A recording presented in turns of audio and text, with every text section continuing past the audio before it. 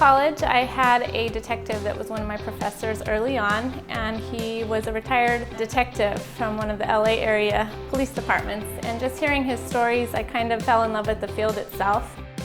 I knew I didn't want to technically be an officer, but I knew being in the field was something that I wanted to do. I love coming into work every day not knowing what my day is going to be. No day is ever the same. I come in one day and I can be teaching a high school class, and then the following day I could be working a very major scene.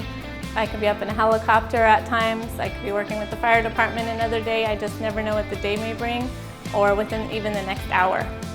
Unlike CSI, they don't give me a Hummer or high heels or even a gun. However, when I show up on a crime scene, I take a lot of pictures. That's the majority of my job. I document the scene as I find it. I then mark items that might be potential evidence, and I re-photograph everything. Those items can then be processed for even further evidence like DNA, fingerprints, hairs, fibers.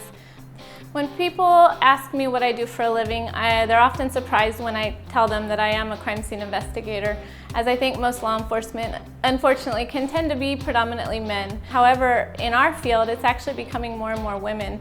I don't know if it's because it's more detail-based, more tedious.